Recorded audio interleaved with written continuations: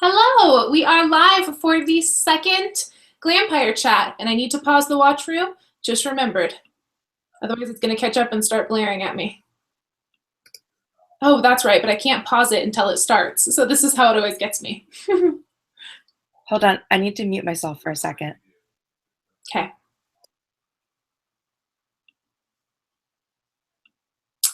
All right, I'm like a radio announcer filling time. So thank you guys so much for joining. I am Lisa Marie, and this is the Paper and Glam YouTube channel that you are watching live. And if you are watching the replay, it could be from my channel or Alexis's channel. So I am joined tonight by Misstrenchcoat, or if you are watching her channel, then I am joining her. Oh, and there's the watch room. All right. We're good. All right, then I am joining her. Glampire Chat, and I need to pause the watch room. Just remembered. Okay. The watch room is killing me right now. It's killing my flow. So yeah, let's go ahead and get started. So if you guys have hung out with me before, then you know I am Lisa Marie, and I live in Denver. I work for an IT company in LA by day, and then I do my blog, paperandglam.com, and my YouTube channel, and my shop, the Glam Shop, at night. And Alexis has somewhat of a similar story until this past year. So we are kind of both at similar places in our business, and kind of wanted to create this forum as just an open discussion and a dialogue to answer a lot of the questions we get and anything that we can potentially help you with. So hello to my Paper and Glam family. And Alexis, do you want to say anything by way of intro? Hello, my strange and charmed ones. If you're watching this on my channel on instant replay, it won't be instant, but it'll be up pretty shortly after the live viewing here. So welcome to Glampire Chat. As Lisa Marie said, this is our, this is me and Lisa Marie's collaboration ongoing video series that we're doing that is basically all about business, social media, life, and fitting it all in. So we've basically created this as an outlet for us to share the things that we know about social media and the things we know about business with you guys, because we get asked questions about this a lot. Like Lisa Marie said, she and I are both online business ladies, girl bosses, boss ladies, blog bosses, whatever you want to call us. And, we are in very similar places, but it's really fun that we're almost like two sides of the same coin. And if you joined us for last episode of Glampire Chat, which was last month, you know that one of us is full-time, me at this point, and Lisa Marie's doing this as a side hustle. So literally we've got all of the bases covered here. So whoever you are, whatever you're doing, starting an online business, a blog, a YouTube channel, just want to up your social media game, this is for you. So welcome, welcome, welcome. And just one thing I wanted to say that we said to talk about this now. We are addicted to Instagram, Lisa Marie and I. So I would love to see your pictures of like your setups as you're watching this. So pull out your iPhones or your cameras or whatever you use, take a quick picture of like your surroundings, your desk, your computer or your iPad, whatever you're watching this on, just take a picture of it.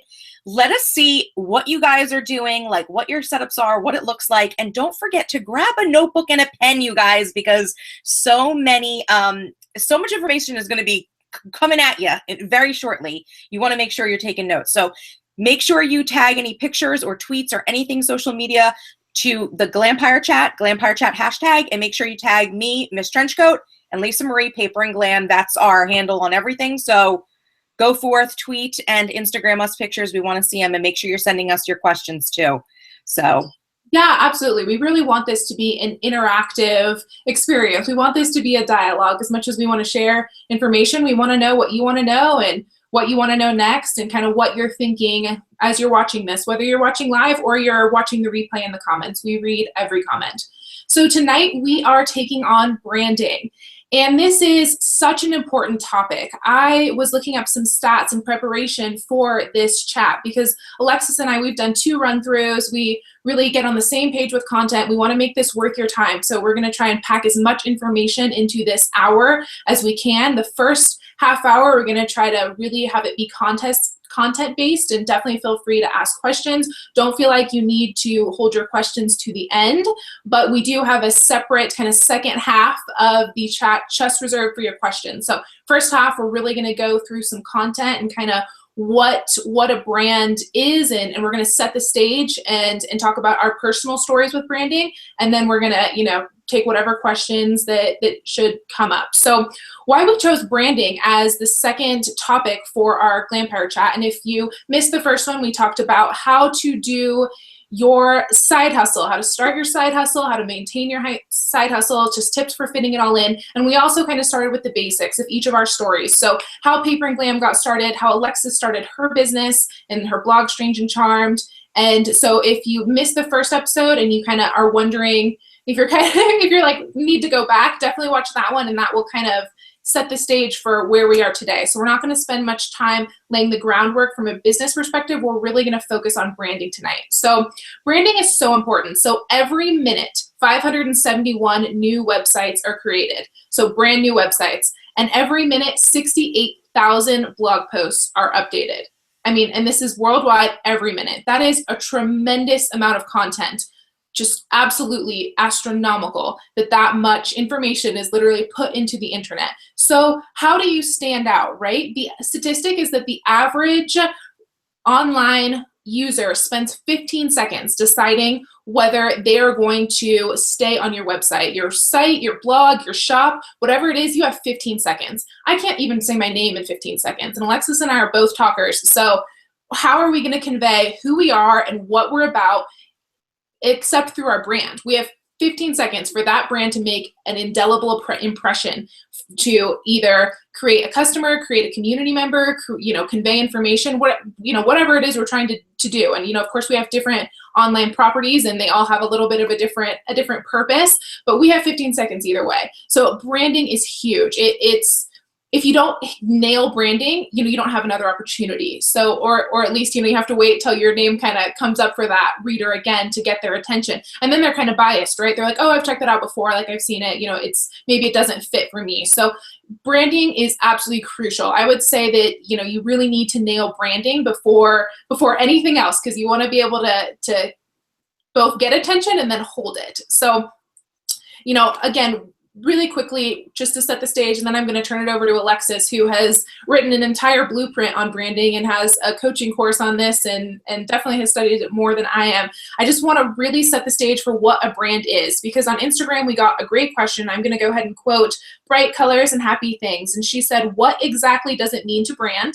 How do you keep a brand consistent, or what Alexis and I would call on brand? How do you stay on brand? And then what signifies a brand? So just to unpack that real quickly, a brand comes from the old school cattle brands, right? When farmers and livestock owners would actually physically brand their cattle with their name, so or their symbol, so that you knew that piece of livestock belonged to them. So a brand is similar. It's any identifying mark that denotes something that is your online property. So it really can be anything. And what I would, as we walk through this, what I would kind of replace brand with in your mind is maybe ask yourself the question, what does my community think of when they hear my name?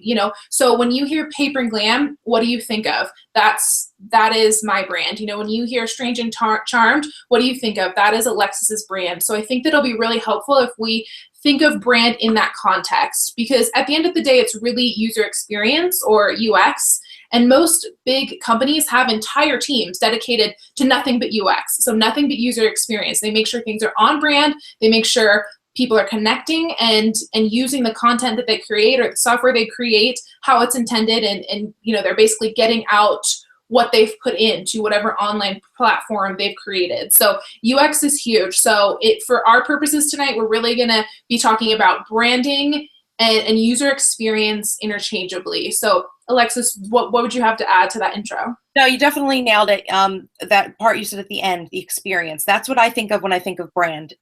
For me, a brand is the idea that comes to someone's mind when you hear the word Paper and Glam, or you hear the word Strange and Charmed. So just really quickly, before we even get into this, I want to play a little game with you guys in the comments. And I know I'm winging this. I didn't tell you about this. This literally just popped into my mind. You know how I think of things on the fly. Right, roll with it. You guys, you guys watching this, you guys know either me or Lisa Marie, you know one of us or both of us. Tell us what our brand is to you. What makes you think of Paper and Glam? What makes you think of Strange and Charmed? What is it? I know that there are things that you guys identify with us because we get emails all the time and we get tweets all the times and Instagram pictures that you guys see something and to you it says, oh, that's so Alexis. And you guys will tag me, or you do the same thing to Lisa Marie. So what is it? You guys answer it in the comments. What is it that you think of when you think of Alexis, you think of Strange and Charmed, or if you think of Lisa Marie? Like, start throwing out some information that you guys think of. And yes, I saw your Twitter and Instagram pictures. Keep them coming, you guys, because we're going to be checking those throughout the night. But this is what I want to hear. I want you guys to tell me what you guys think of. And I know there's going to be a delay, so I'm actually going to start talking anyway about it. So one thing I get a lot is whenever someone sees glasses, like geek glasses, right? They think of me, they think of Lisa Marie, because our glasses are an iconic thing, and we are kind of very bold about wearing our glasses. So I find that like a lot of people see us, see glasses, think of us. When you see hot pink, you think of Lisa Marie. When you see teal or turquoise, you think of me. You think of stripes, you think of me.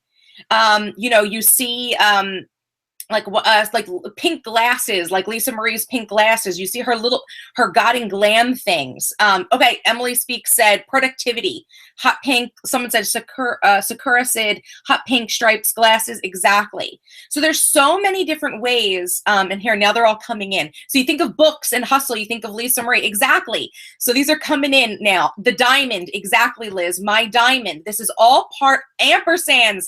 Ding, ding, ding. Exactly. Ampersands, the glasses, the blue diamond, everything.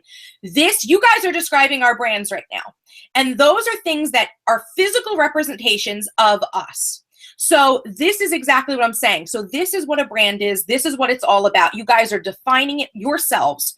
But the problem is that sometimes people can't reel it in and apply it to their own lives and what it means for themselves and their own businesses. So that is what we're going to go into today. So do you think that was a good summation there, Lisa Marie? Yeah, absolutely. Before we kind of jump into our stories though, I know we identified in our run through Saturday 5 things that really are visual pieces of content that are going to create a user experience. So you might want to get out your pens because I'm going to name 5 things. So the first is a logo. The second is signature colors.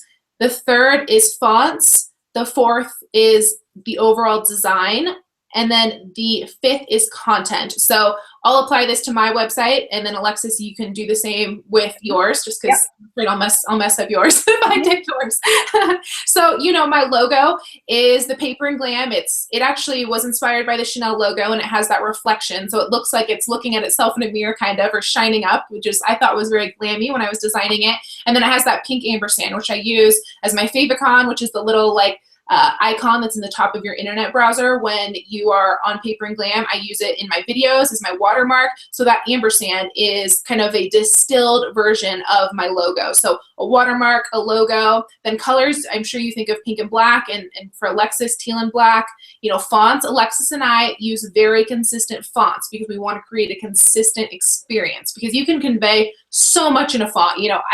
Alexis, you can attest, we talk about what font to use. How long did we talk about what font to use this morning? 30 minutes, because I need to make sure that for the Glampire, so we're rotating, right? So I host one chat and I'm creating the graphics and the imaging, but I want it to be on brand with the Glampire Chat series that Alexis and I have designed together. So all the logos for this series we designed together, all the fonts, all the colors. Of course, we tried to meld our 2 brands together, so it wasn't too hard, but everything we do, we try to make sure it's on brand. So design, where is your blog posted every week or however often that you update your blog? You create a consistent design. And then lastly, your content. So I am all about paper and then just kind of everyday lifestyle glam, and that's the content you can expect from Paper and Glam. And I really try to stay within that box and stay on brand in whatever I do. I'm creating a uniform experience. And Alexis, do you want to kind of apply that to? Yeah. So there was 5 things, right? It's logo, signature colors, fonts, design, and content. Was that it? Mm-hmm. Okay. Just wanted to make sure I was writing it down, because this is another thing we're just popping up, but I can definitely wing this. So Yeah, so my logo, as you guys know, it's that signature logo I use is my teal diamond. That's pretty much been my logo, or you'll see my logo in font form is the Strange and Charmed. Now, to be completely honest with you guys, from a graphic designer standpoint, if I pulled my husband in here, he likes to say, Alexis, words do not equal a logo, okay? That's your header. That's what he tells me. But that's my logo. That's the stamp that you guys see. And, you know, that's why I've integrated the diamond, the teal diamond in there. So talking about signature colors, the colors I use are teal, black, and gray. Those are my colors. And there's very specific reasons I use those colors. It goes back to color theory, and what those colors actually mean and denote to people. Fonts, again, Lisa already said it, we use different fonts. I tend to use a font called Dido, because I think it looks very, I think Dido looks very magazine, very sleek. I like serif fonts because I'm old school like that. So, you know, there's the fonts that go into it, then the design. You guys, when you guys see a picture that I've taken, you guys know it's my picture because it's designed the way I would design it. My website has a really nice editorial layout that looks like something you'd see like in a magazine, very streamlined. I always make my blog posts, week after week, my blog posts always look the same. They start with an image. And then there's, you know, words, and they're always broken down very similarly. You wouldn't see, you know, something crazy on my site and think like, oh, wow, you know, I'm getting tongue-tied right now. You wouldn't see me breaking from that mold, right? Because that's the template that I use. That's the design that I use.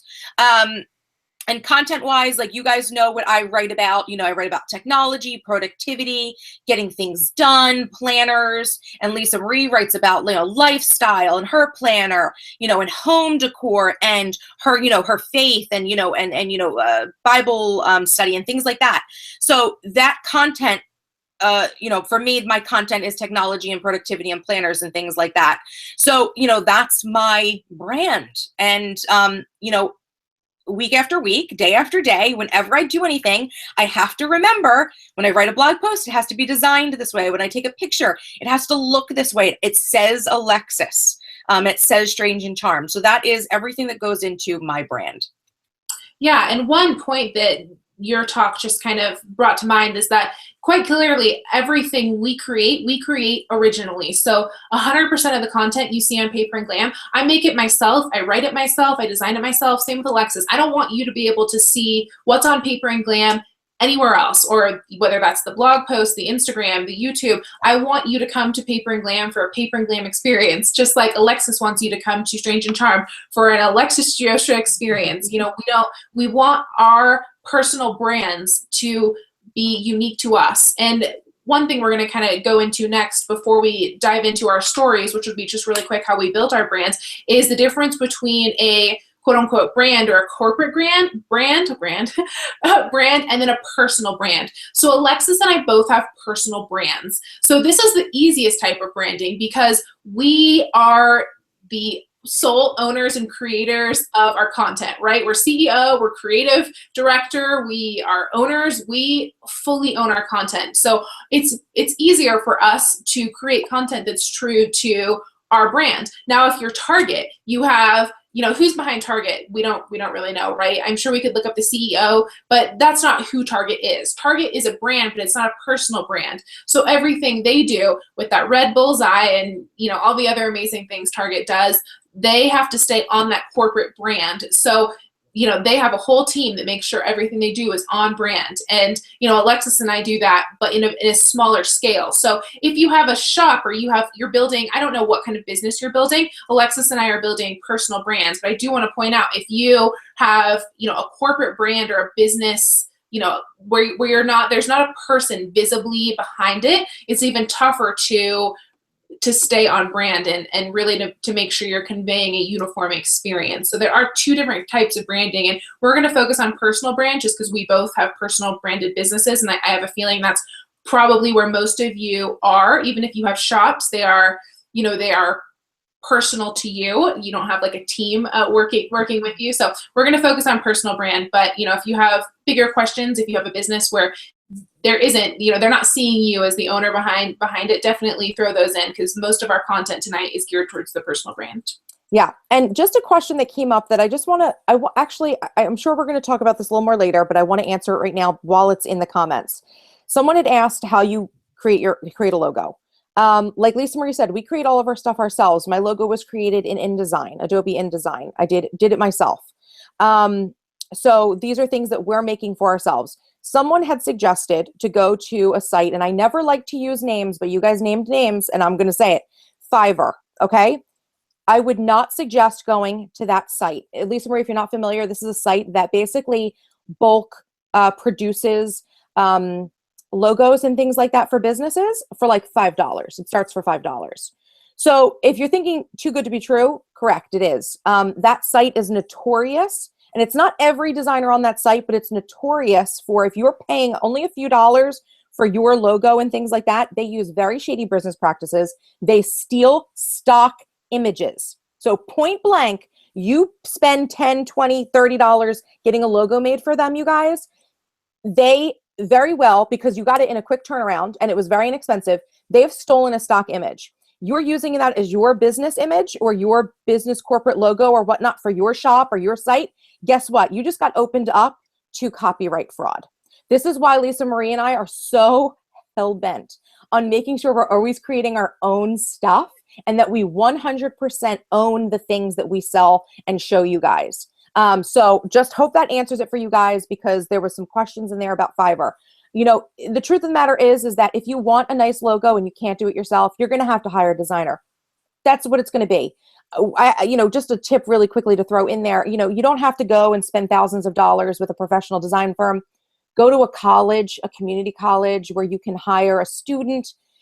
Try to find someone that maybe does this. Check, I would say check Craigslist, but that can be shady as well, because you really don't know where people are using or getting the inspiration from, and you could end up with stolen images. So I hope that answers it for you guys. It doesn't have to cost you an arm and a leg to do it yourself, but to get it done. But safe is better than a lawsuit because someone used a shady stock photo or stock logo or stock vector. So I hope that clears it up for you guys.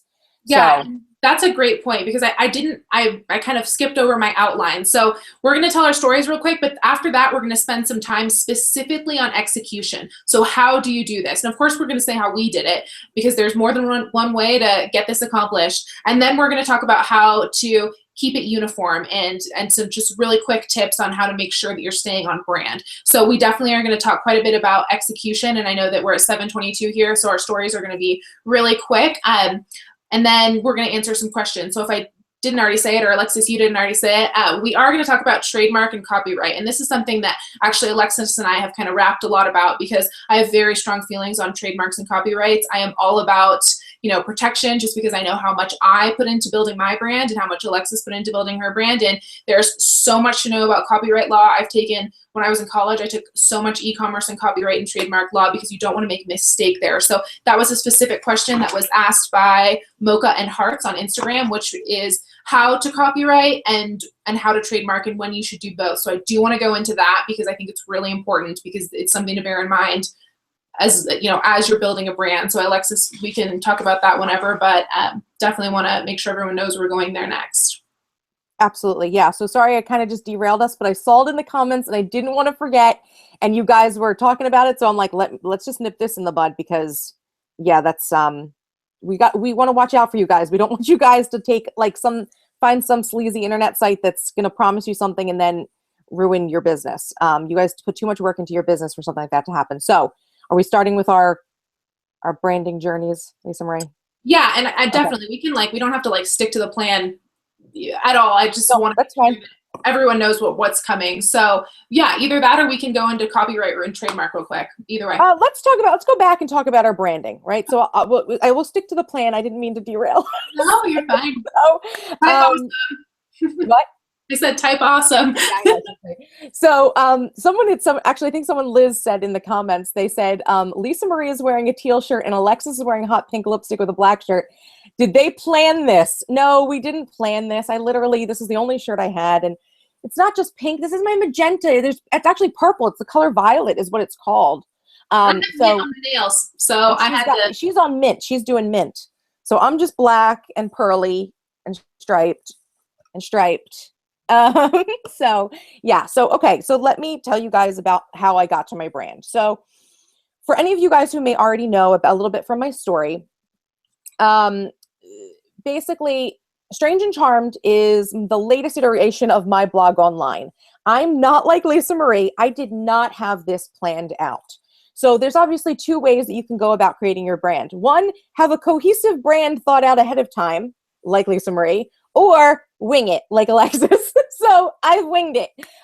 So you know, Strange and Charmed is my current brand. That's what I do now. That's my business now. And really, I guess it started out with, you know, the name of Strange and Charmed. A lot of people don't really know, but some people have guessed that it does relate to quarks. This is science we're talking about here, people. There is a pair of quarks called Charm and Strange. And when I was creating this website, I was like, oh, I want, you know, a website for like quirky girls like me. And Mike and I were literally in a pool. We were in our pool. It was in the summer, in the pool in our complex. And we were like, quirky, quirky, quirky, quark. I'm like, the quarks, strange, charm and strange are quarks. And I was like, and I think Mike was probably like, maybe you could be strange and charmed. And then it just stuck. So my name, that's where my name comes from, right? So that's, you know, that's where Strange and Charmed comes from. And it basically is, you know, anything with these names, what's in a name? It's like beauty is in the eye of the beholder. The way I look at it is, you know, I attribute what Strange and Charmed means. I have a vision of what that means.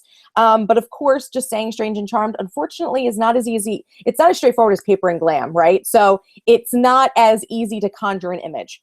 So the next thing that I went after that was the colors, right? My favorite color, this is so lame. My favorite color is turquoise teal. It's my favorite color. I'm a Pisces. I was born in March. My birthstone is aquamarine, and I really like the color. Turquoise, teal, aquamarine. I love that color. So when I did a little bit of research into branding, I basically found that the color teal is very representative of femininity and intellect. And I was like, well, does that not hit it on nail on the head there? Intellect. My blog name is already something that comes from science. So it's, you know, it's kind of like this dorky girl sort of, in my mind, it was like a, you know, aha moment for the dorky girl inside of me. So from there, I just picked my colors. You know, teal was the color I wanted. I didn't want tons of colors. And then from there, it was black and white and gray. And for me, you know, gray also means, you know, I think it means like very elegance. I think gray signifies elegance and intelligence as well. So it just kind of like, you know, all the things work together. And that's where I got my colors from. My fonts, literally, Dido was just my favorite font. I just really like it. That's how that happened. And the design of my blog, I did purchase a theme for my blog, which is from a company called Blue Chic. If you go over to Strange and Charmed, if you're interested, I actually have a little logo on my sidebar for Blue Chic. If you go through there, you can see they sell very beautiful feminine WordPress themes. So I bought one of those. I spent, you know, a little bit of money buying myself a nice theme so I could have this nice, beautiful design. And then from there, it was just my content, which, to be honest, my content was something that I struggled with for a while. I had a general idea of what I wanted to do, but as the years progressed, I've been doing this for a number of years now. I think Strange and Charmed was born in like 2012, maybe. I think maybe 2011, 2012. So, you know, it's me constantly adjusting and streamlining my content to where it is now. So, I guess that's my story. That's my branding story. Oh, and the diamond. I just really like that. I love diamonds. I mean, and not like diamonds as in diamonds, but like that shape of a gem. And to me, that spoke to me because it's like charm. Like, how do you signify charmed? Like maybe a charm bracelet. And then I was like, oh, well, a bauble, a little diamond is a charm.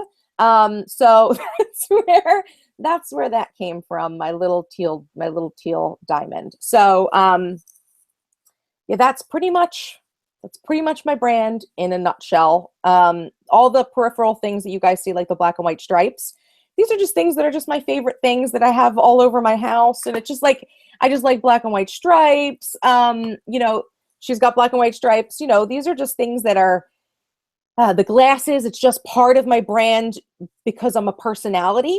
That's my brand in a nutshell. So yeah, Alexis, that actually provides a great jumping off point for my story, because when I was brainstorming my brand, so you know I'm a huge planner. So Paper and Glam is kind of on the opposite schedule. So Paper and Glam is on a 10-year plan. I'm not even kidding you. So I started dreaming up Paper and Glam in 2005, so 10 years ago.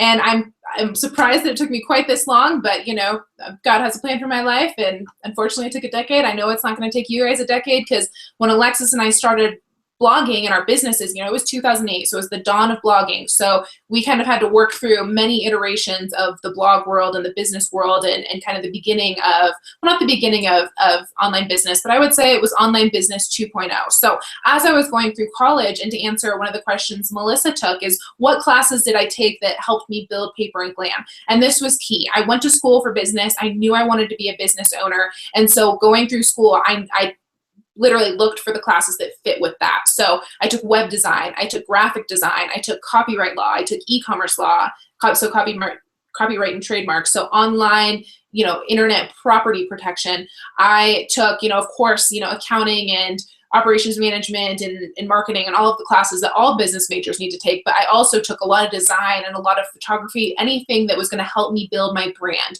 So definitely, if you're going through college, that's a great thing to think of. I know that a lot of you have commented that you're young but want to do this in the future. So definitely, if you have the ability to kind of to plan ahead and go through college with your business in mind, that's great. But if you don't, there is nothing stops you from, you know, going to your local community college, which will have classes on, you know, all of those topics. I mean, I've looked at the community college courses, because I would love to brush up on my Illustrator skills. So, and I know Alexis is the same. We know enough to be dangerous, and we know enough to get the job done, but we both would love to, you know, have like the depth of ability that Mike, her husband, has, or that, you know, a full-time graphic designer has. So, you know, I've looked at the course calendars for my local community college, and, you know, they're all available at a very reasonable cost. So, you know, definitely stop by, and they're usually like Tuesday, Thursday, and, you know, for like 6 weeks or something. It's very doable. So don't feel like if, you know, you are just getting started and, you know, maybe your college years are behind you, you can't jump in and learn how to do it. Because I really would recommend, you know, as much as you can, pay someone to create a logo or a brand for you, or a website. You know, one, it's very costly, but two, it's kind of short term. And if you need something up quickly, it's not a bad idea.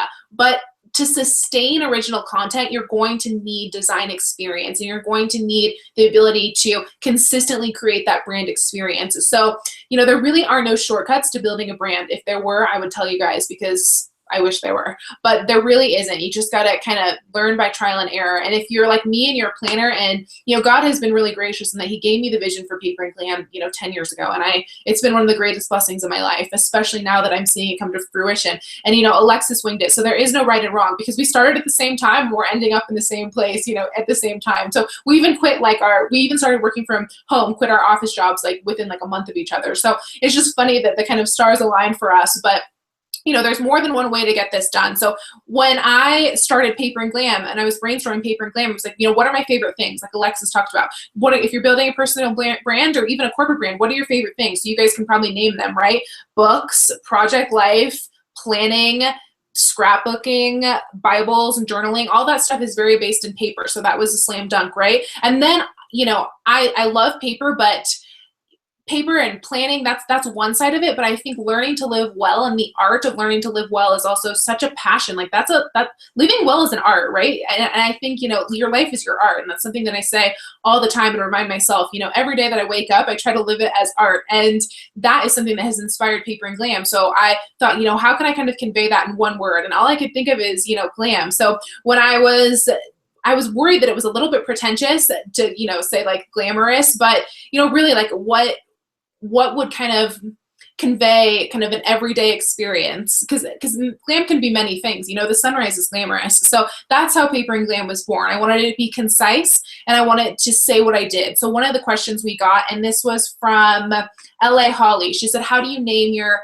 business? And one of the biggest tips I can give you is make sure in your title you say what you do, because that's going to help you tremendously with SEO, which is search engine optimization, and a lot of other things. You want people to know really quickly what you're about. And you know, this is what they tell you in business school, and so of course I approach things from that lens, and Alexis has a completely different viewpoint, and you know, it's working for her as well. So I wouldn't say there's any black and white rules, but just things to keep in mind. Definitely try to say what you do. So that's what I did with Paper and Glam. And yeah, so as far as like the pink and the black, similar to Alexis, you know, when I think of pink, I think of feminine energy and just positivity and kind of an uplifting color. And then when I think of black, I think of like professionalism and elegance and restraint in some ways. You know, Coco Chanel said elegance is restraint. And I just love that. So I thought that those two colors really convey, you know, who I am. I have my like business mode, my professional mode, and you know, then I have my fun girly side too. And so I really felt like that's true of a lot of women, and I wanted to kind of create that experience. And when I was building Paper and Glam, I really thought I want to create, like, for lack of a better phrase, like a glammy newspaper. I remember thinking that, you know, like people get their morning paper in the morning, and this was especially true back when I was thinking of Paper and Glam, because there weren't really blogs yet. You know, all news came through, you know, like big publications, the TV, and you know, some internet sites were really gaining traction, but most people still read the paper, which is going to date me, I think, or my parents did at least. So I was like, what if there was like a glammy newspaper? And in addition to, you know, like world events, there was also, you know, lifestyle stuff. Now there's plenty of places where you can get your world events, and you guys can brush up on what's going on in Nepal and, you know, all of the things that are happening in the world. I wanted there to be kind of an uplifting side to that, because we see so much in the news of you know, people that are hurting and things that are really hard to consume, and I wanted to kind of make a parallel to that was more uplifting. So I kind of thought about, as I was designing Paper and Glam, like creating really like a glammy newspaper, as I called it. So that's really how Paper and Glam was born. From a logistical standpoint, I used Photoshop to create my logos. I used I didn't buy a theme. I custom did my HTML. It's very simple. You know, you don't need much. You can either buy a theme, or my particular platform, you have to do custom. You have to do custom HTML really to get the experience I was looking for. So mine is all just basic HTML design from the back end. Because you're in TypePad? Oh, yes. So you're in Type, is it, it's called TypePad, right? TypePad, yep. So Lisa Marie's in TypePad, and I use WordPress, just so you guys know. So that's why I bought a theme, because buying a theme or having someone do one is really the only option when it comes to WordPress.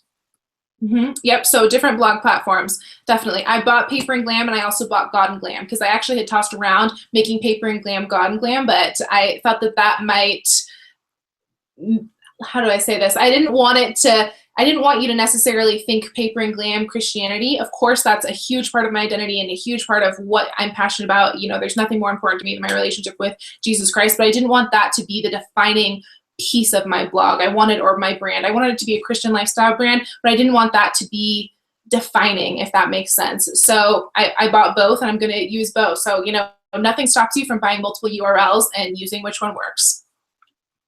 I think that's about it. Did I miss anything, Alexis?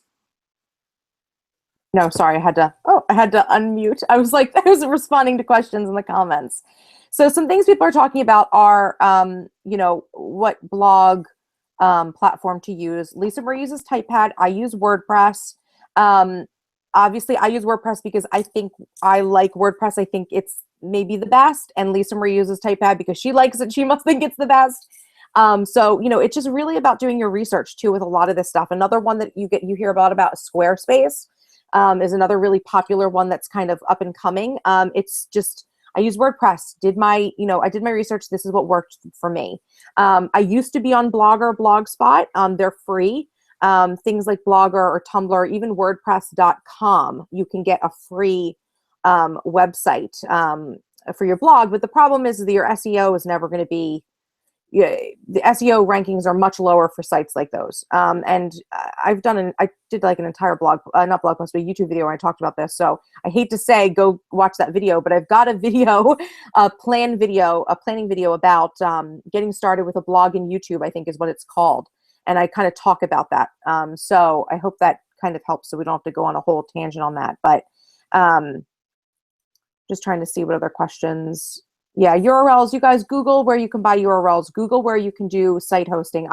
Just so you guys know, I think I bought my URL and I do my site hosting through Bluehost, if that helps. But GoDaddy's another one. Like, these are just places that basically broker online websites. So, you know, just find a deal that you like and a place that speaks to you. Yeah, DreamHost is a great one as well, too. So is that who uses DreamHost? Yeah. Okay, so there's so many of them, you guys, and GoDaddy does hosting too. It's like they all are in this game. So you find what works for you, you find the reviews, see what you want to do. You know, I literally just found someone online that I really, really trusted their opinion and did what they did. So that was like why I went with Bluehost. So that's, you know, all these things are just, you know, it's all up to your own preference. Yeah, so Alexis, we're getting some great questions. So instead of talking about execution and uniformity, I definitely want to take some of these questions if you don't mind. Yeah. And then, because I'm sure actually physically executing, which is kind of what we're talking about now, and uniformity will come up through that. Yeah. So, and I do want to save time for a couple questions that came from people on our community who weren't able to join live, but definitely wanted to get their questions answered. So I do have those saved and I have 3 that I think they're great questions too. So I definitely want to kind of save some time for that, and they may even come up in the questions. So one that I want to address is from the Lettered Classroom. She said, I just finished purchasing a custom blog design from Blogger, and I would hate to lose it when I move. Any recommendations? So you should be able to copy the custom HTML. And in fact, if you right click on any web page and you click view source, you can see all the custom you can see all the custom code that's behind the website. So theoretically, you could take Alexis's website or my website and right click and like view exactly how it's coded and then like do it yourself. I don't recommend this, obviously. Definitely. I'm pretty sure that my blue chic would probably find that and, you know, probably sue you. This is like the reality of it. So well, again, but as a basic, if you want to like see what like the back end looks like, it's not a bad idea, you know. I don't use it. Again, we get into trademark and copyright and all of that, but you know, you can do that for any website. So you should be able to take that HTML and copy it and paste it into a new template, because this is something she's paid for. She should be able to use it in any platform that she would like, I would think. I don't know much about Blogger. I've never used it. So someone's asking about purchasing their domain through Blogger. So this is the thing, and I'll just give you the quick and dirty. Even if you buy your own domain through Blogger, your own URL, all that is like a bookmark. That's all it is a bookmark on the web for where your site is located. It's basically an arrow that points to your site. The reason that SEO is not ever going to be as good on a Blogspot account as it would be on a WordPress account, for example, is that your Blogspot account is always going to be a subdomain. It's always going to be a subdomain on Blogspot. How many blogs are on Blogspot? I don't know, a bazillion. So you're always going to be one of a bazillion on that site.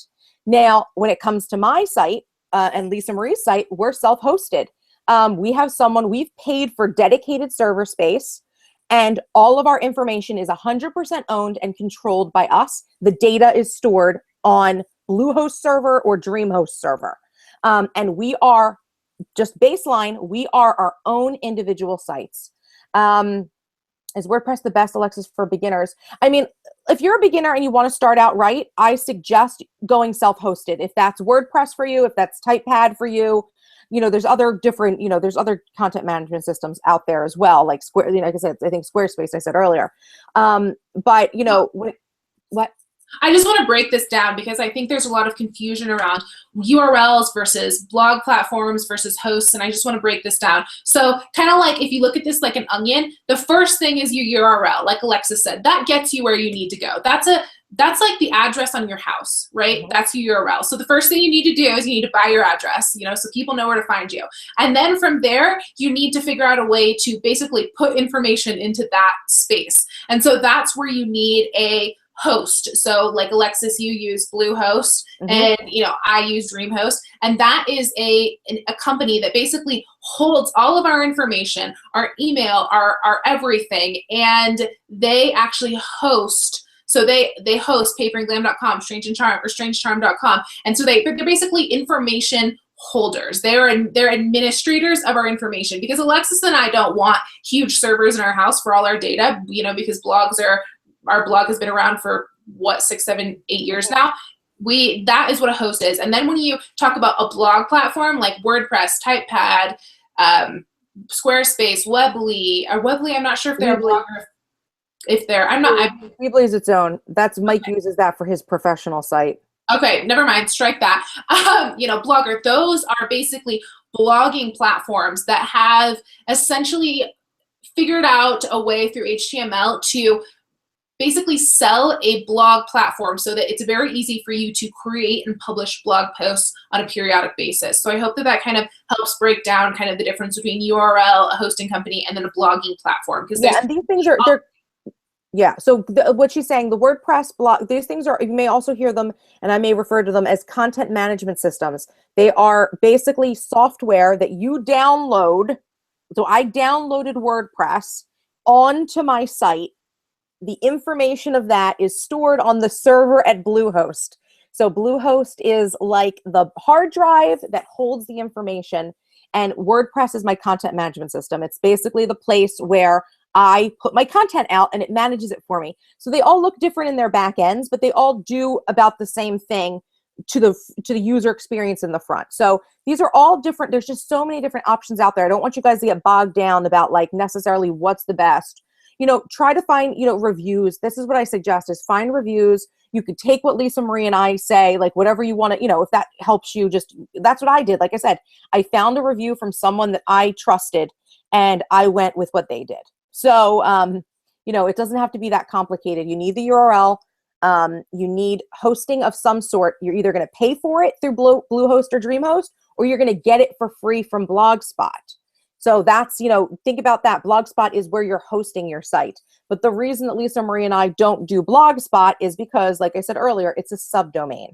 You're one of a bazillion other websites that Blogspot manages, basically. So you're never going to rank as high in SEO, which is search engine optimization, which means when someone Googles, you know, I don't know, app review, and then I pop up higher in the search than someone else who maybe did the same app review in a Blogspot account. So I hope that makes sense for you guys.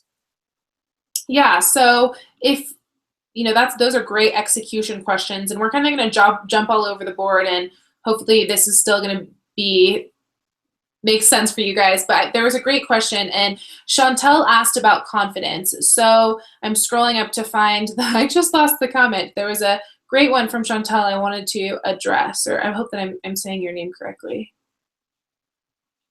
She basically said, Alexis, that, you know, we're both very confident, and she's, you know, hearing feedback that, you know, what she's doing won't work, and, you know, basically how did we find the confidence and the courage to put ourselves out there in an online space when there may be naysayers around? Oh, that's easy. Oh, that's an easy one. Okay, you guys, I want you to write this down, okay? Haters gonna hate, okay? There is nothing that you could do in your life that 100% of people are going to say, oh yeah, do that. Oh yeah, 100% of people are gonna agree with that. There are always going to be people who say that what you do is not going to work. It's not. I get this all the time. My dad still doesn't know what I do. He calls me and goes, "Are you a millionaire yet?" And I go, "Almost, Dad, almost." He has no clue what I do. People don't know what we do. And this sort of resistance that you get from people around you, you know, you have to remember that if your friends and family are going, I don't know if this is a good idea, it's because they're being cautious, because they don't know something. Like, they don't know about this. They don't know about the internet. It's a brave new world. It's Wild Wild West 2.0. This is all a new thing. It's doing a business online. But it's not just, this sort of resistance is not just something that happens online. You know, people could say the same thing about, I don't know if anyone's ever, you know, brought a boyfriend home and your mom was like, I don't think so. Like, no. You know what I'm saying? Like, you're going to get doubts and resistance from everyone in your life, or many people in your life, for most of the decisions that you make. So this is one of the ones where it's like, you do you. Like, there's always going to be people who say that you can't do it, that's a waste of time, waste of money. let me tell you, I still have people that I'm related to who think what I'm doing is a waste of time and a waste of money. Then when I explain to them I'm making more than I made at my Fortune 50 job, they still don't believe it. So fine, you don't have to believe it. I know what money in my bank account is, and I know what makes me happy, and I know what me and my husband have agreed is right for us. So you do you, and try to let the naysayers melt away. Like just what I just do is I tell people, yeah, you're right. Yeah, you're right. I'm crazy. Yep, I'm crazy. Just let me live my crazy life doing my thing, because you can't argue with people. You know what I mean? Like when people have an opinion, you can't argue with it. So just know that it's, this confidence that I have has been in my entire life. People have been telling me that I can't do things. And it's just like, really, watch me. Like I've been able to break through whatever walls anyone told me I couldn't do it. Because for some reason they didn't believe it could be done, or I don't know, they didn't have confidence in themselves that they thought that it was even possible.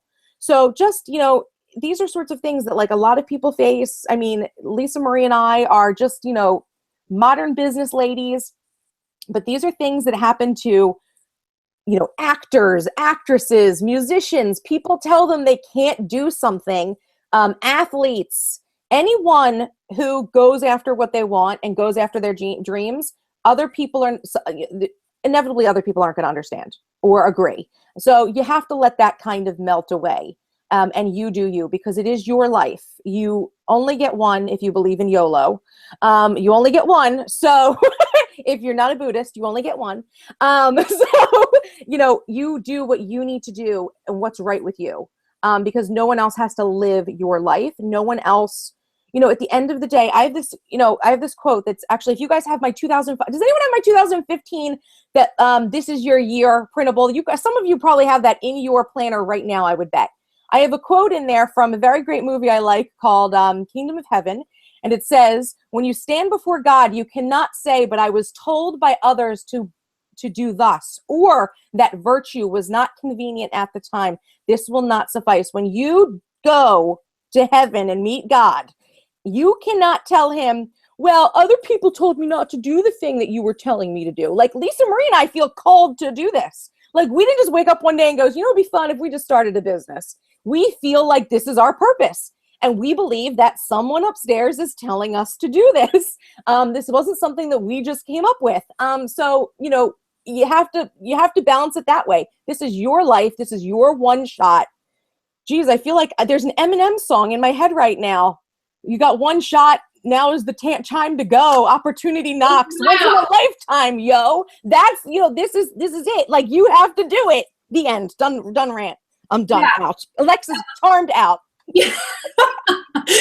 Turned down for what? Like, oh my gosh, that was amazing. And I think this is such an important topic. And I think this is kind of this topic of people not believing in what you want to do or what you feel called to. I think this is analogous to what we talked about with competition last time, and that this is kind of a really important topic I want to dive into. And just to kind of repeat, or for the replay, Chantel's original question is, what gives you, Alexis and Lisa Marie, the courage and drive when people say that ain't going to work, and basically laugh, when you've shared ideas, and this is happening to her. So I completely agree with everything Alexis said. And when I stand before God at the end of my life, and he knows what talent he gave me, what desires he gave me, what passions he gave me, what gifts he gave me, what blessings he gave me to enable me to do this, I can't stand before God at the end of my life and say, I was too scared, or my mom didn't think I should, or my dad didn't think I should, or my boyfriend thought it was a bad idea, or whatever it is. I can't stand before God and say that. I want God to say, that's my girl, every single day. I want him to look down on me and see me doing what I'm called to do and say, that's my girl, killing it. With everything I gave her, she is killing it. That's what I want him to say. And there's a story in the Bible that really illustrates this. And it's about, there's this master, and he gives each of his servants a different amount of talent. And I know God knows how much talent he gave me. He knows what opportunities he gave me. And he has given me exactly what I need in my life to succeed for what he has called me to do. And the same thing is true for you. What you are called to do, God is going to open those doors. That's not on you. And no one's going to stop that. No one's going to stop the promise God has in my life. No one can. His ways are higher, right? No one is going to be able to stop me. I have heard a million times I can't do this. I've heard him, I'm sure all of you, there's there's basically always going to be people who don't believe that. There's been people in my career who have told me that I'm not good enough, that I'm not going to make it in my profession. And that's not true. You know, I'm sitting here 28 and I am killing it in my profession. And I'm so grateful because obviously there's been people who believed in me along the way, but there's been just as many people who didn't. And so you really have to remember that. And one thing that I actually talked about this in my last YouTube video on the Erin Condren is I have on the front of my paper and glam binder, and I don't have it with me right now, or notebook, you know, it talks about being rooted in Christ. When you're rooted in Christ, no one can sway you, right? You're like a tree with great roots. I don't care what anyone says, because what I always tell Alexis is, I'm gonna do me, you do you, because we're always giving each other feedback, and sometimes it fits like a glove, and sometimes it's maybe more in line with her brand than mine, or more in line with her strategy than mine. And we have different end games. So of course we have different strategies. So sometimes we're like, that's great advice, but I'm gonna do me, you do you. You know, she's CEO of Strange and Charm, I'm CEO of Paper and Glam LLC, and you know, I'm gonna do me. So at the end of the day, you need to go to bed every night and know that you are doing what you're called to do, and that you're doing the thing that lights you up, and no one can take that from you. And it doesn't matter how long it took. I've talked about this in the last chat. It didn't matter for me how long it took. Paper and Glam is a calling on my life. It's what God has given me a vision to execute, and I could see it before I brought it into the world. And if it took me another 10 years, then I was going to stare at that no until it became yes. Simple as that. And if it never took off, if no one ever looked at Paper and Glam, if no one ever watched this, then you know what, at the end of my life I stand before God and I say, you know what, I gave everything. It is not uncommon for me to work 16 hours a day. Every day this week I've worked 16 hours a day. I've worked 8 hours for my IT company, and I have killed it for my boss and my team, and then I've switch laptops. Literally, I've like taken Sunday for a run or eaten dinner, and I've switched laptops, and I've kept going on Paper and Glam, because God has given me the energy and the desire and the passion and the gifting to do this. And if he has given you that, then you need to take it, and you need to put it to its highest and best use, because he is counting on you to bring something into this world that isn't there before. And I always say my mission, you know, I don't care too much about money or viewers. My job with Paper and Glam is to put a hot pink dent in this world. That's why I wake up in the morning. Luckily, I have my IT career, so that keeps me sleeping indoors and pays my bills. And the rest of the time, I can focus on Paper and Glam and putting a hot pink dent in this world for the kingdom of God. And that is my purpose. So if you're living out your purpose and you're living an authentic life, it doesn't matter if there are naysayers. My mom still says, I don't know what you're doing over there, but it has something to do with playing with paper and stickers, and, you know, like, get a real job. And, you know, I love my mom. She's incredible. She's my inspiration. She's the original Glampire builder as far as I'm concerned. But, you know, like Alexis said, she still isn't quite 100% sure what I do, and that's okay, because, you know, I will show her. And she honestly doesn't care. She's like, it's obviously working for you at this point, so I'm gonna see my way out of it. And, you know, that's that. And like Alexis said, you can't argue with what's in your bank account. You can't argue with page views per day. You can't argue with that. You know, don't worry about what people say, because the proof is in the pudding. Yeah. So, you know, and just one more thing I want to say on this, because we've nailed this. This is solid. You know, Lisa Marie and I are going to talk about, Lisa Marie talks about this a little bit more than me, but we're going to talk about calling and feeling like a connection with the universe, and that God is speaking to us, and we're doing the things like that. All this sort of, if this sort of like religious-y, faith-based talk is not for you, don't worry about it. This still applies to you.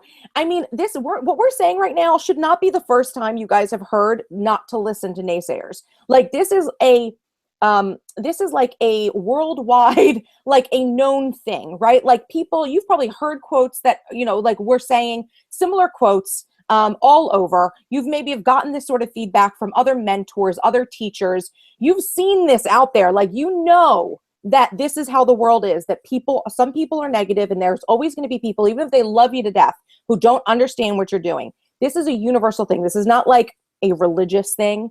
Although we sometimes come, like Lisa Marie for sure comes from that place, and I come from it sometimes. I like teeter on the edge. So I don't want to like scare anyone with some of this talk, but this is just our way of expressing this truth that is out there in the universe. So I just want to make that clear in case this is like someone's hearing this and going, oh, I don't want to hear this. Like, this is not my worldview. It doesn't have to be your worldview, but the truth is the same, right? The vein of truth still rings clear. It all comes down to you just doing you. You do you. Right. And hard work forever pays. That was one of the comments. So Completely agree. Hard work forever pays. So one of the questions was that, and she's asked it twice, is she wants to talk about LLCs and like sole proprietorships. And Alexis, we've talked a lot about this. So are you comfortable kind of laying Yeah, do you want me to give them a rundown real quick? I don't know. Yeah, so this is the thing. Okay, so Lisa Marie and I currently, we're both LLC'd now, right? Mhm. Yeah. So we're both LLC'd now. In order to start a business, I'm talking about the US right now. So if anyone's outside the US, I do not know the rules. And again, this sort of stuff varies across state from state. But generally speaking, when we're talking about making right with Uncle Sam in the US, by April 15th of every year, you can go, most of you guys are going to fall into one of two categories. Number one is a sole proprietorship, which is what I was last year, which meant that any money that I got came through me, my name, and my social security number. And when I paid my taxes, I got the forms that came in from whoever paid me to do work, like money that I got from Google for YouTube things and, clients I had worked with, and sponsors and things like that. So they send me, is it called a W-9? I forget the form. What is it? I-9, W-9? Do you know, Lisa Marie? What is the form that we get from them? To incorporate? No. I'm talking about when you pay your taxes. 1040? No. Yeah, maybe it was a 1044 is like the form you use. But don't worry about it. W-4. A W-4. Okay, so W-4. So if you work a regular job, you get a W-2 from your job at the end of the year, the beginning of the year, to claim your taxes. And this LLC sole proprietorship really just has to do with taxes. So if you're starting a business, you do not have to become an LLC. I know some business ladies who are entrepreneurs who run 6-figure businesses who are not LLC'd yet, because it's just a different tax bracket. So what an LLC means is you're a limited liability corporation. Lisa Marie and I are both LLCs, which means that if and let's use my example, because I think my example is a little better because I do consulting. So I do consulting, which means I have clients and I give them professional opinions on what I think they should do for their business and social media. If I give someone some bad information, or someone takes something I say and applies it the wrong way, and all of a sudden their business collapsed, would not really happen, but if it happened, they could come after me, right? They could try to sue me. But the fact that I have an LLC means that my business is protected. That's what that's for. It's to protect my business in case I get sued, and vice versa. If someone wants to sue my business, it can't attack me. So it's literally a protection, a legal protection. So Lisa Marie and I are both LLC. It costs a couple $100 to do it. I did mine on LegalZoom. Pretty simple to do. Just fill out some forms, know what your business is. Pick a name. Picking a name was literally the hardest part of signing up for an LLC for me. And then wham, bam, a month later, I got it. So that's really, when we're talking about sole proprietorships or LLCs, it's literally just for tax purposes and for legal protections. So if you're someone who, let's say you are a sticker maker, you make stickers on Etsy, right? You could be a sole proprietorship. You don't need to have an LLC if you don't want to, because chances are, if someone gets a bad set of stickers, they're not going to sue you. You're just going to return the money that they paid, or send them a new set of stickers. So that's really what you think about is really the legal protections that you need, and setting yourself up as an LLC or like a corporation, which is it's like corporations are normally for bigger businesses, but depending on your situation specifically, you may want to sign up for like a C Corp or an S Corp. But this is just legal protection and different sorts of taxation. That's really what it is. Does that answer that? Yeah, I think that's a great explanation. So I want to kind of along that legal path, I definitely, if you don't mind, Alexis, I want to take the question from Mocha and Hearts on Instagram that she asked about copyright and trademarks, because I think this is really important and kind of is a good segue to a few of the legal things that we should definitely tackle in this as far as brand. So real quickly, copyright, I'll use my own business as an example. The day I registered paperandglam.com and I with my my logo up there and some content, my first post which was a blog post, that Paper and Glam existed. I copyrighted it, Paper and Glam, copyright 2008.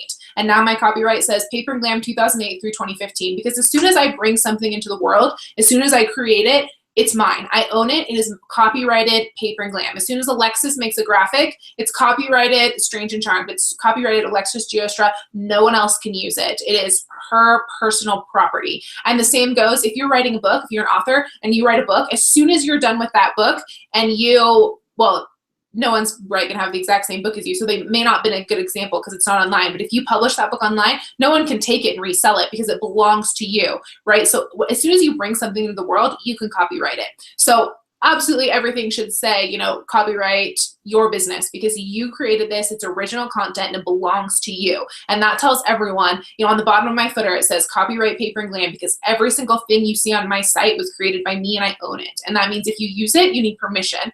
And so definitely make sure that, you know, you have a copyright visible somewhere on your site. So trademark is a little bit trickier.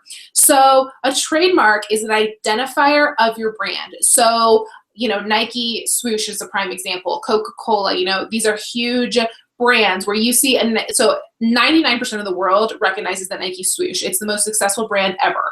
So that is a prime example of a trademark. Of course it's trademarked because that is something that only Nike can use on their products. So say that I probably couldn't copyright the pink ampersand because everyone uses an ampersand. You know, that's not exclusive to me. So there are many things that can't be copyrighted, but say that you have, say that I made the Glam Girl and I have a whole line of products around the Glam Girl. Maybe she exists. I don't know. I'm just making this up on the fly. I could trademark the Glam Girl as a character that I created and say that, you know, say I didn't know Alexis and she's over there on the across the country and she has the great idea for the Glam Girl. Who would own that trademark? You would think, so say I trademarked the Glam Girl and then I found out Alexis was using it. You would think the trademark of the Glam Girl belonged to me. Not necessarily. Not necessarily. The trademark, whether it's registered or not, and don't miss this, belongs to the first person who used it, period. And that was a bill that was signed into law by Bill Clinton. This is huge. And this is to protect businesses from copyright. So say I'm over here and like I don't really have a good idea for my business and I see, wow, this Alexis girl is killing it. But I bet you like, you know, I could just do a similar thing and like blow up because she's about to blow up. So I'm going to go ahead and trademark Strange and Charmed. I'm going to, you know, trademark her diamond. I'm going to trademark like all of her logos so that when she goes to, you know, if she chooses to trademark it, she can't use it. Wrong. Absolutely wrong. That's called cyber squatting. And this came out of a business of people actually doing this, of taking people's brands and then buying the trademarks or like the internet property so that they had to basically buy it back from the squatter. And it was like kind of like a black market business. So the first person to use something owns the trademark, whether it's registered or not. So if you are building a brand, it's not a bad idea to just search the trademark database to see what has already been trademarked, just so you can know if you own something. A prime example is I wanted to trademark Glambition. That is something I made up. I thought, you know, maybe I'll trademark that. That's the first thing that I really felt like was trademarkable. Of course, Paper and Glam is trademarkable, but you know, I started that in 2008 and I probably should at some point, but it costs about $300 and I haven't gotten to it yet, but I wanted to type in and see if Glambition was taken, and it's been taken. It actually was trademarked, I think, in February of this year. So I just missed it, and you know, that's okay. It doesn't mean that I can't still use it because I don't know who this person is that trademarked Glambition. Like maybe they aren't even using it. Like it doesn't mean that you can't necessarily use it. Anyone can trademark anything pretty much if it gets through, if no one has trademarked it. I could trademark, you know, you can't trademark like things in basic conversation or basic symbols, but you know, I could trademark like pink and black gumballs or something, you know, to take it from my background there. And like, I could get that through, you know? So just because you have a valid trademark doesn't mean it's going to hold up in court. So trademarks only protect you so far. So just be aware of that. And, you know, it may not even really be worth investing the $300 because if you created something and you brought something into this world and it is uniquely yours and it is not something common that like anyone may use, then you own it. Like one thing someone had emailed me who's actually an attorney, and she said, you know, You Better Work was used by like RuPaul in the 80s, I think, and you know, you may not want to use that. And I'm like, You Better Work was used by Britney Spears 2 years ago. You Better Work is, you can't you cannot trademark something that's like common speech. That can't belong to anyone because it's something that's common in our language. So those are just some food for thought for trademark and copywriting, because there's a lot of confusion around that. And we spent like a whole semester on trademark law. So it's something I'm really, really passionate about, which Alexis is going to attest to, because I like start rapping about trademark if I see something that's like major infringement. So just because I know how hard I've worked to build my brand, and I just don't like to see that. So definitely, I hope that makes sense, and keep that in mind if you're considering buying a trademark. It may not be worth it. Just something that I would like to put out there right now. Neither Lisa Marie nor ourselves, although we have done research and have training, are legal and tax professionals. Therefore, the advice that we are giving you right now is purely our experience and our research, and therefore you cannot take it as gospel, 100% truth for you and your situation. We do not want to be held legally liable for you guys doing something that we said and it being wrong, or something like that. Because again, with trademarks as well, something that Lisa Marie kind of touched on this, is, okay, so I could trademark Strange and Charmed. I don't need to, because I own the website. I own the social media properties for it. I'm not worried about someone taking Strange and Charmed. I could trademark Strange and Charmed as my website or my brand. That would not necessarily stop someone from creating a Strange and Charmed line of shoes, for instance, because one of the parts of trademark is its application. So what Lisa Marie said with the RuPaul thing, like he said, RuPaul said you got to work. Well, it's fine. It's not the same application exactly that Lisa Marie is using it. So with trademark, it also comes down to the way that you're using it. For example, I have my empire building program. Someone a few years ago, and I wasn't able to find very much on this, had to do with empire building. It was a travel site or something travel. It had something to do with travel. I'm not infringing on anything for empire building for travel, because my empire building is an online business course, like an online marketing course. So that's another part of trademark. It has to do with not just who's using it first, but the context in which you're using things. So Lisa Marie, do you have any more insight in that, or you know about that, or?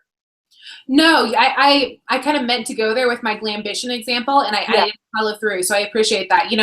Just because someone copyrighted Glambition, I don't know how they're using it. Like it may not even be relevant. So because all I know is that so-and-so in LA copyrighted Glambition, and I think it's a movie studio actually. So there's probably a movie in development about it, and which is great for me because that'll drive up my SEO. But just what Alexis and I am saying is, there's with trademark, copyright's a little simpler, but with trademarks, there's no hard and fast answer. So yeah, neither of us are trained legal experience. I only have my own research for my own business and my business education backing me up. And definitely Google it, do your own research. I'm pretty confident it'll align with what I shared with you. But yeah, of course, legal disclaimer, please consult your legal professional. Legal and tax professionals, we are not those, so consult your own. Now, talking about a question that I actually saw that kind of goes into this a little bit.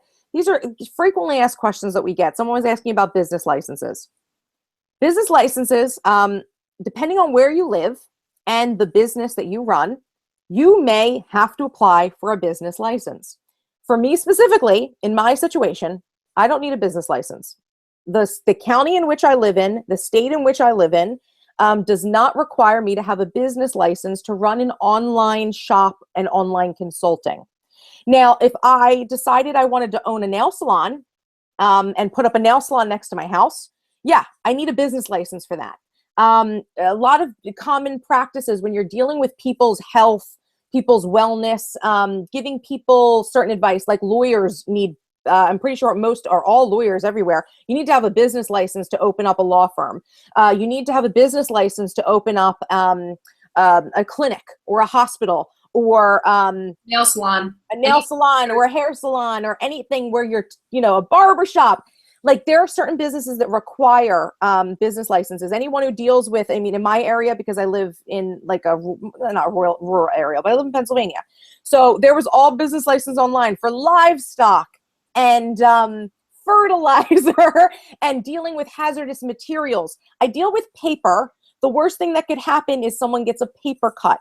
That's not something that needs to be managed with a business license, but it does, different cities and different counties and different states all have their own different rules for this stuff. So you do want to look into it. If you have a question, this is what I want you to do. Look up the website for your state that you live in.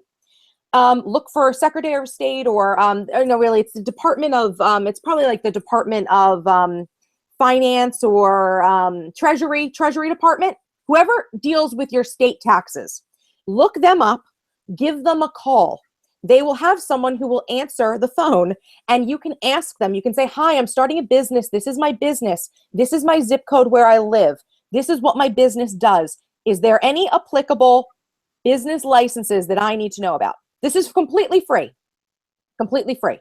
Call them up. They will tell you. That is how you know for sure. I searched online, found everything. I talked to a tax professional as well that said that I was fine. I didn't need any business licenses for me in my area. But it really does depend. Because if you live in a metropolis like New York City, and I live outside of Philadelphia, if I lived in Philadelphia, there were some business licenses I maybe needed to have, like it was questionable, because different places want to basically, you know how it is with the government. They want you to buy a license. They want to make sure they're tracking you so that you're paying your taxes right. But for me, in my situation, I didn't have any, and I believe, Lisa Marie, you don't have any applicable business licenses that you require either for yours. No. So a lot of these things, if you guys are running Etsy businesses where you're hand making things, most likely, no, you're not going to have to do a business license. Don't worry about that. It really has to do with a sort of established professions where you're dealing with people, you're dealing with giving people advice, you're dealing with government things and anything that's hazardous, animals, the treatment of animals, things like that. This is where it comes into business licenses. So I hope that helps you guys. But definitely call your Secretary of Treasury for your state.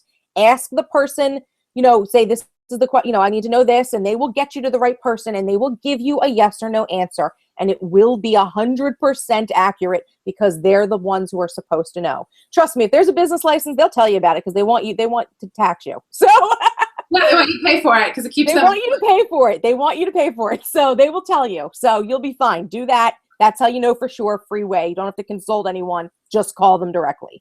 Yep. And, keep in mind, if this isn't an overwhelming amount of information, it is overwhelming starting a business, but just start somewhere. And if you are operating in good faith, then, you're going to be fine. Most of us aren't doctors. We're not lawyers. We're not people who are practicing business that has many, many laws and legal implications. Most of us are, if you're creating a personal brand, chances are you don't fall into one of those categories that is very heavy regulated, right? Things that are heavily regulated is because there's risk there. If you're making food, of course, that's heavily regulated, right? Because you could very easily kill someone, So if you're making stickers, like I said that in my last planner video, like YouTube doesn't allow me to give anything away to someone under 18. And I'm like, I'm giving away a planner.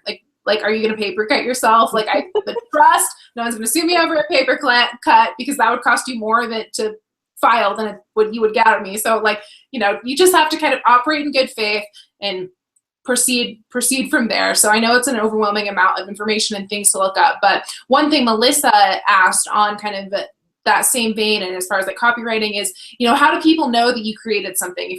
If I make paper and glam, how do people know that it's mine? Definitely, I recommend you putting it out into the world. So if you have something called, Melissa Crafts in Poughkeepsie, New York, which is where she lives, then publish that, get that URL and publish it, because that's a great place to start. And then if someone else tries to get your URL, it's already exists in the world. So just put yourself out there, and no one, when you start small, no one is watching, and that can be an incredible blessing because you can find your groove and kind of get confident and get good at whatever it is you're doing and kind of train up before the masses are looking at it. So I was telling Alexis the other night, I was looking at my page views. I'm like, gosh, this is intense. There's a lot of people looking at paper and glam, and that's a lot of responsibility. There's a lot of people on the subscriber list, and I want to provide great content, and I'm not giving we're talking about lifestyle stuff. I want to make it fun, but still make it relevant. And, so if you're just starting out, kind of take comfort in the fact that as you get bigger, there'll be more and more pressure, and, that comes with its own challenges. So just start somewhere. Don't feel like you have to nail it from the beginning, which is something I really struggle with, is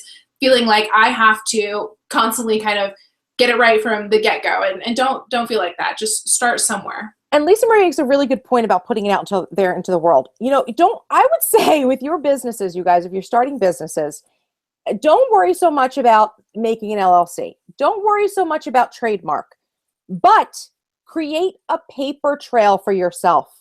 Establish that you're the person who's writing these things, thinking these thoughts, creating these products. Because that's what it really comes down to. If you, for the most part, none of you should ever run into any issues if you're creating your own content and running your business appropriately, like she said, in good faith, and accurately, you know, telling the government how much you're making and things like that. You should have no problems.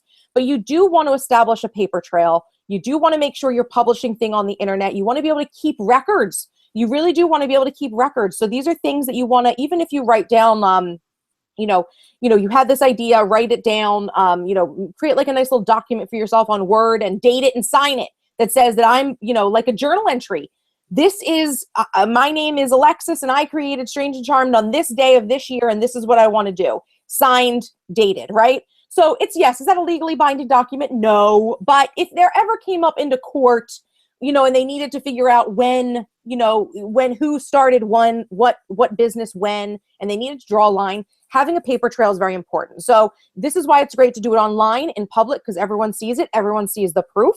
So yeah, definitely if you have an Etsy shop, start a website.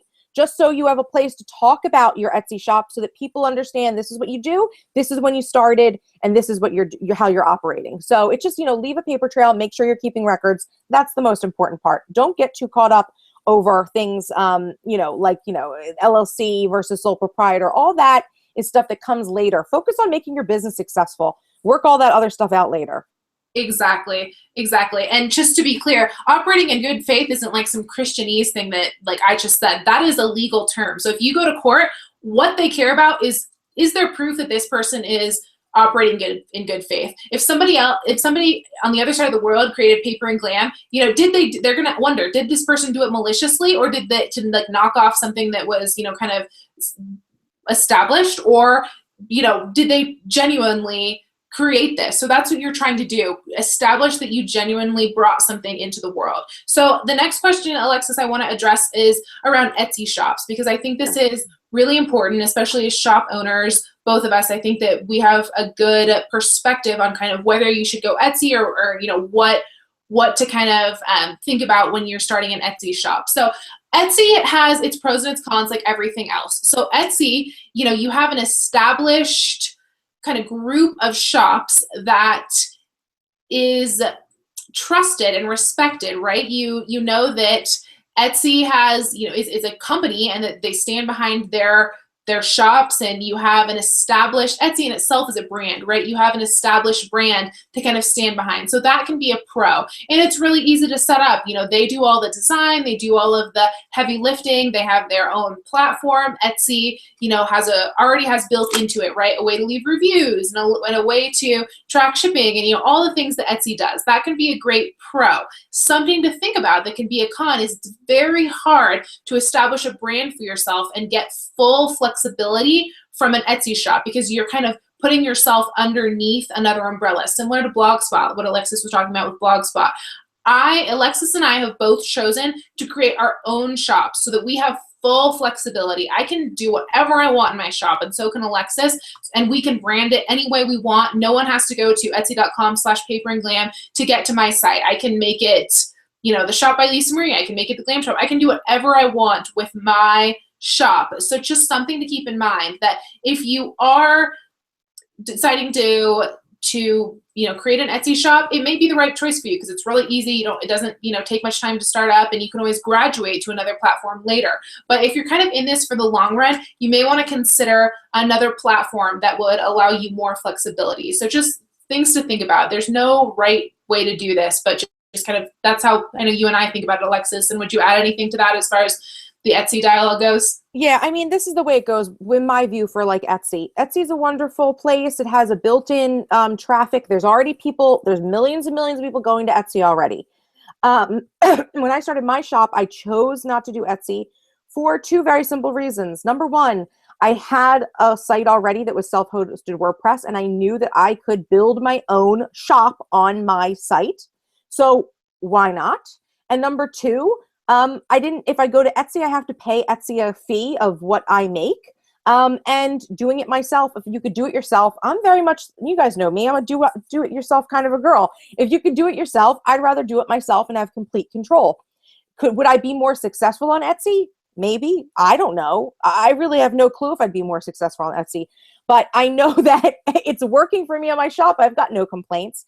And I have complete and utter control. I've got no one else. I don't have Big Brother watching me. I can do whatever I want with my products and the way I want to sell them and all that jazz. And I'm not working under the confines of Etsy. So, it's all what works for you. You know what I mean? Like it's just one or the other. If you don't think you can, make your own shop and you don't have the money to hire someone to do it, Etsy's a great place to do it. Same thing at eBay. I know some people who do eBay businesses as well.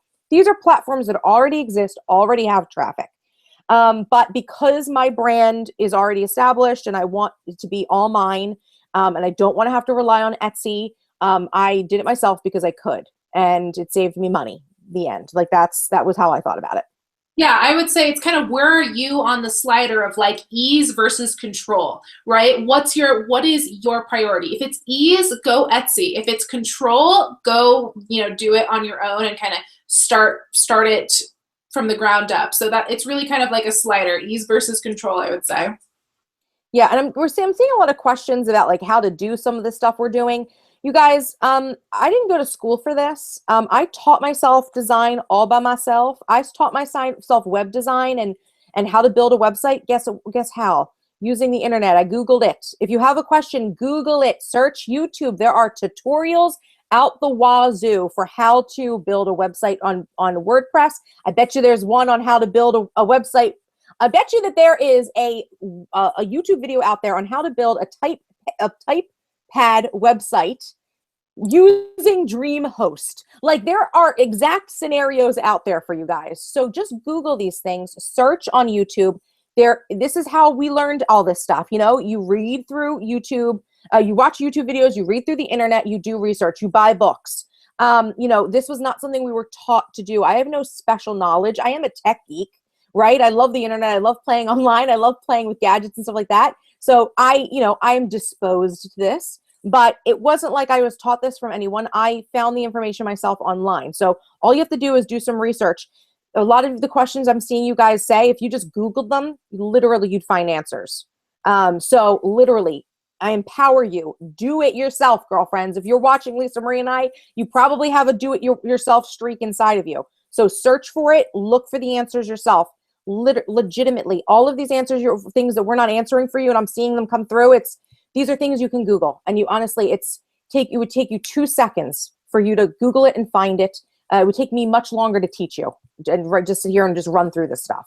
Yeah, we're definitely focusing more on kind of experience because Alexis and I have been at this for a long time. So we want to share our experience, and there's so many incredibly well-written and very well-developed sites out there that have like literally lists with screenshots. So you guys can follow those really easily and just start somewhere. Don't get overwhelmed. Literally say, what's the first thing I need to do? Do I need to think of a name? Probably that's the first, and what I'm going to sell, that's probably, or provide or write about, that's probably the first thing you need to do, and just go from there and just Google your way through it. Because yeah, that's what Alexis and I did too. As much as I went to school for a lot of this, it was 2008. Things have changed dramatically. So, take it one step at a time and get it, girlfriends, because, Glampires weren't built in a day, right? Just one step at a time. Exactly. The answers are all out there. You just have to go and find them. Yeah, we're coming up on time, Alexis. We're kind of like 3 minutes too. We really ballpark about an hour and a half for these. Yeah. So I kind of asked if there are any like final thoughts, any ideas for the next Glampire Chat. Is there anything else you wanted to cover? No, I mean we had our plan that got blown ages ago. That's all right. There was one more question then that I do want to cover because I saw it like 3 times in the comments, and it was also asked before. And it was, as markets change, brands must evolve. This is from Mick Woodall on Instagram. As market change, brands must evolve, tweak, or rebrand. How did you approach that, or have you felt the need? So for Paper and Glam, I've been really lucky. For me, it's as relevant today as it was in 2008. And I know, Alexis, you have a little bit of a different story. So it's really important for your brand to stay relevant and for, your content to look current, but I would, unless you're undergoing, unless you really were into scrapbooking and you kind of wanted to roll planners in it, and your name is like Scrapbooking by Lisa Marie, you might want to consider a rebrand. So there are reasons to rebrand, but don't feel like you need to constantly rebrand as trends change. Definitely do not follow the trends. If you have a concept that's great and it's helpful to people, you're going to develop a following, and it's going to be very easy to kind of transition between topics. I mean, with Paper and Glam, like I talk about Bible study, and I talk about lifestyle stuff, and like I don't need to rebrand every time I kind of like add another topic of conversation, because hopefully, it's relevant to most of my community. But I would say, unless you have a very solid reason, like you completely changed industries, or, your brand doesn't resonate with you as the creator, I would say, don't worry too much about rebranding. And I know, Alexis, you have definite thoughts on that. Yeah. So, I mean, I think that, like Lisa Marie said, unless your brand completely changes, unless you were Scrapbooking by Lisa Marie and now you're like, that's it, all I want to do now is play with an iPhone, and you want to be iPhones by Lisa Marie. Like, you wouldn't need to do a rebrand for the most part. That's one of the great things about having a really obscure name like Strange and Charmed. What does it mean? Who knows? It can mean whatever I want it to mean. Like, literally, my topics from my blog have changed pretty steadily throughout the years. It's been, 2012, Strange and Charmed started as like a lifestyle brand with a technology focus. It's still a technology focus, but now it's much more. I used to talk about makeup. I don't talk about makeup anymore. I talk about productivity and things that are really important. It takes a while, you guys, to kind of land on your content. It really does. It's a process. So don't feel like you need to have it day one marked out. And don't feel like you need to have a business brand that's like a name like Strange and Charmed or Paper and Glam. You could start a business under your own name. You know what I mean? Like, just say, like, I could start a business that was like Alexis Giostra, and it could be a blog that's alexisgiostra.com, and just write about whatever I want. This doesn't have to happen overnight, but the quicker that you can get it solidified, the better. The more success you will have once it's solidified. I definitely found the most success in my business when I solidified. You know what I mean? So that's what. It's important. Branding is important, but get started, get your feet wet. If you don't want to spend a lot of money, you don't have to spend money. Mess around with your own logos and things like that. There's plenty of free websites, and we'll talk about some real quick, some things that were written down. So Lisa Marie and I use Adobe Creative Suite. I use, Illustrator and Photoshop for my images and my graphics. But there's places like PicMonkey, Canva. There's multiple different smartphone apps where you can actually, design things and make images and mashups and whatnot. So definitely use whatever, tools that you've got available to you. Don't feel like it has to be 100% out of the gate. That's my opinion. I was not 100% out of the gate, and I evolved and I changed. And like Lisa Marie said in the beginning, Lisa Marie had her plan. I didn't have a plan. We converged, and we're both at about the same place. So it's the quicker you can develop your brand, the better, but I wouldn't let it hold you back. Just explore, figure out what's right for you, do brainstorming, just be true to yourself and what your message is. And there's plenty of different resources online, free and paid and all that jazz. So it's not like you're going to be alone. Just, you have to be willing to do the work. That's really the truth. Or you sign up for like empire building, like my program, right? So like, just plug that. The reason people like me create online marketing programs is because people have a lot of questions. So if you don't feel like you do it alone, you can set up for a program like my empire building. There's plenty of different programs out there. So that's, you're not alone. You definitely have different resources. Obviously you get what you pay for. You pay for a resource, you're obviously going to get a better quality. So that's my 2 cents on that. This is a process. You don't have to do it overnight. It doesn't have to be perfect out of the gate, but it's something that you want to strive for, to have a cohesive brand. That's the goal. Yeah. And real quickly, I don't always have it all, done. For example, the women who have joined me in God and Glam. So I launched God and Glam ahead of time. I've had the URL since 2012, but I hadn't planned to launch that until like Q3 in my business plan. And we're obviously in Q2 now. But there was such a desire for another Paper and Glam community that was, Bible study and spirituality and growing closer to the Lord, that I launched that early. And I didn't have my graphic done. I like literally threw one up that I made in Pink Monkey because I didn't have time, because I knew what I wanted the logo to look like. And if you've seen it, it's pretty elaborate. That took me about 2.5 hours to create. I didn't have 2.5 hours when I can create a Facebook group in like 30 seconds, so I just created the Facebook group. I threw up a rough image. There was nothing like what I knew the end game would be, but you know what? I had, we had about 60 women studying the Bible and learning to grow closer to the Lord together that, I wouldn't have had up for a month. So don't let anything stop you. It doesn't have to be like perfect from the get-go. You can always update graphics, always update images. Just get it. Sometimes you just have to get it done. So I completely agree, Alexis. Yeah. Done is better than perfect. That's my motto. I tell that to Alexis. I tell it to myself all the time because I'm a perfectionist, and I literally have to remind myself every day. I only have so much time. I have a full-time job. Done is better than perfect all day. Grace for perfection. Done is better than perfect. Yep. So are we winding down now? I think so. There was a few questions around marketing, but I feel like that might be a whole nother talk.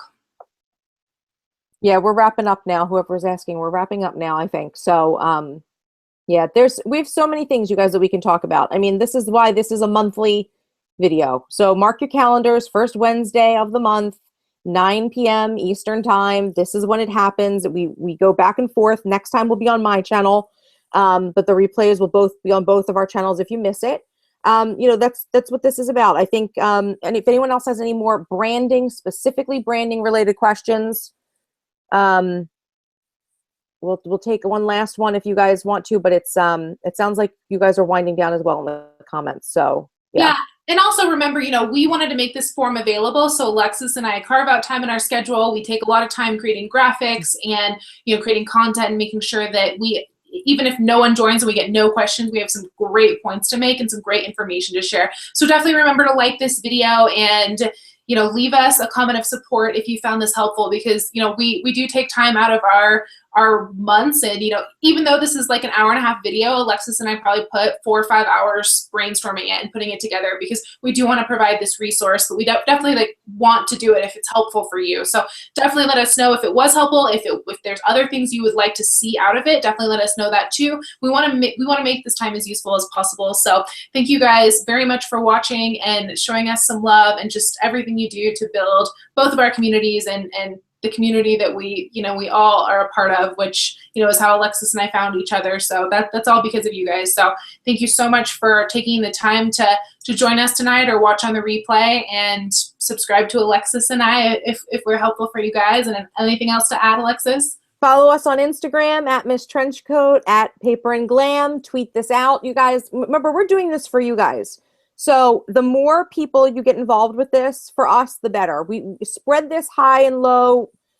Put this in your Facebook groups. Put this on your, the video on your, in your Facebook profile or whatnot. Share this. If you think this is valuable, you want us to keep doing it, give us an incentive, you guys. Like, we're spending an hour, it was an 1.5 hours right now, but like Lisa Marie said, at least 4 to 5 hours each we spent on this preparing for this. So I know you guys don't see any of that behind the scenes stuff, like the marketing stuff we do, but if you appreciate this work, definitely, share it, do us a favor, get us some more views, and share this information. That's it. Like, that's how you want to pay us back. Do that. That's all I say. Currency of online. So remember that. Links are the currency. When you share links for people, and when your community shares links for the business you're building, that's the online currency. Links are the online currency. So that is the best way to show us support, or show your whatever other communities are helpful to you support. Definitely share the links. Tweet out some quotes from this that you thought were awesome. If you heard Lisa Marie or I say something that you thought was like a juicy little tidbit, tweet it out with a link to this video. Just make sure you guys are supporting us. That's all we ask. That's all. We're doing this for you. We put a lot of time and energy in it. If you can support us in any way that you can, that would be fabulous. All right, I think that's a wrap for tonight. Thank you guys so much for watching. Mark your calendars for 9 p.m. the first Wednesday of the month. Next time we'll be over on Alexis's channel, but it'll be much the same. And let us know what you want to talk about next month, because we haven't even begun to discuss it. So we'd love to know your suggestions. Yep. All right, see you guys. See you guys.